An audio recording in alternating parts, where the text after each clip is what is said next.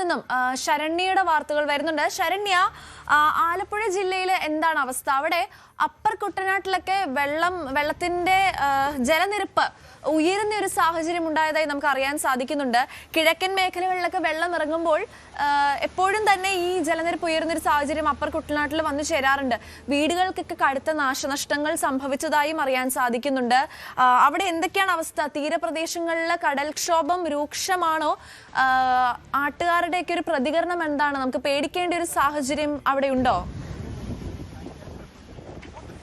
സൈറ, ആലപ്പുഴ ജില്ലയിൽ അപ്പർ കുട്ടനാട് മേഖലകളിലാണ് പ്രതിസന്ധി ഉള്ളത്. അതായത് കിഴക്കൻ മേഖലകളിൽ നിന്നുള്ള മഴ, അത് മഴവെള്ളം ഒഴുകി നീങ്ങുന്നത് തോട്ടപ്പള്ളി സ്പിൽവേ വഴിയാണ്. അതുകൊണ്ട് തന്നെ ഈ ജലനിരപ്പ് അപ്പർ കുട്ടനാടൻ മേഖലകളിലേക്ക്, പ്രത്യേകിച്ച് പത്തനംതിട്ട മേഖലയിൽ നിന്നും പമ്പ, അച്ചൻകോവിൽ, മണിമല ആറുകൾ വഴി എത്തുന്ന ജലത്തിന്റെ പ്രതിസന്ധിയാണ് നിലനിൽക്കുന്നത്. പമ്പയാറിന്റെ തീരപ്രദേശങ്ങളിൽ താമസിക്കുന്ന ആളുകൾക്കാണ് അത്തരത്തിലുള്ള ജാഗ്രതാ നിർദ്ദേശം ജില്ലാ ഭരണകൂടത്തിന്റെ ഭാഗത്തു നിന്ന് ഉള്ളത്.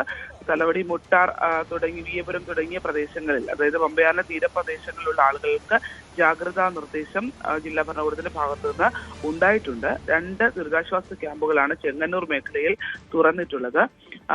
ഈ പമ്പയാറിന്റെ തീരപ്രദേശങ്ങളിലുള്ള ഇടങ്ങളിൽ ഇപ്പോൾ തന്നെ വെള്ളം കയറിയിട്ടുണ്ട്. അതായത് ഈ ജലം ഒഴുകി നീങ്ങേണ്ട, പത്തനംതിട്ടയിൽ നിന്നുള്ള ജലം ഒഴുകി തോട്ടപ്പള്ളി സ്പിൽവേ വഴി പുറന്തള്ളേണ്ടതാണ്. അപ്പോൾ ആ കടന്നു വരുന്ന മേഖലകളിലെ തീരപ്രദേശങ്ങളിലാണ് ഇത്തരത്തിൽ വെള്ളക്കെട്ട് ഉണ്ടായിട്ടുള്ളത്. 2 ക്യാമ്പുകളാണ് നിലവിൽ ദുരിതാശ്വാസ ക്യാമ്പുകൾ. 60-ലേറെ ആളുകൾ ദുരിതാശ്വാസ ക്യാമ്പിലുണ്ട്. ഈ കിഴക്കൻ വെള്ളത്തിന്റെ പ്രതിസന്ധി മാത്രമല്ല നിലനിൽക്കുന്നത്, മറിച്ച് ആലപ്പുഴ ജില്ലയിൽ കടലാക്രമണം അതിരൂക്ഷമാണ് എന്നുള്ളതാണ്. ഇന്നലെ തോട്ടപ്പള്ളി അടക്കമുള്ള മേഖലകൾ, തൃക്കുന്നപ്പുഴ, പലന അടക്കമുള്ള മേഖലകളിൽ അതിശക്തമായ കടൽക്ഷോഭമാണ് അനുഭവപ്പെട്ടിട്ടുള്ളത്. വലിയ രീതിയിൽ കടൽ അടിച്ചു കയറുന്ന ഒരു സാഹചര്യം ഉണ്ടായിട്ടുണ്ട്. അതിരൂക്ഷമാണ് കടൽക്ഷോഭം എന്നുള്ളതാണ് ജനങ്ങൾ വ്യക്തമാക്കുന്നത്. എന്തായാലും ആലപ്പുഴ ജില്ലയിൽ മറ്റ് അടിയന്തര സാഹചര്യം വിലയിരുത്തുന്നതിനും അതിനുവേണ്ടിയുള്ള ക്രമീകരണങ്ങൾ ഒരുക്കുന്നതിനും വേണ്ടി ഇന്നലെ എം ലിജുവിന്റെയൊക്കെ നേതൃത്വത്തിൽ യോഗം ചേർന്നിട്ടുണ്ടായിരുന്നു. അടിയന്തര സാഹചര്യങ്ങൾ നേരിടാൻ തയ്യാറാണ് എന്നുള്ള നിർദ്ദേശം നൽകിയിട്ടുണ്ട്. മറ്റൊന്ന് ടൂറിസം മേഖലകളിലുള്ള നിയന്ത്രണങ്ങളാണ്. ഹൗസ് ബോട്ട്, അതോടൊപ്പം തന്നെ ചിക്കാര വള്ളങ്ങൾ, കയാക്കിങ്, അത്തരം കാര്യങ്ങൾ. ശരി, ആലപ്പുഴയിൽ നിന്നും ശരണ്യാണ് നമ്മളോടൊപ്പം ചേർന്നത്.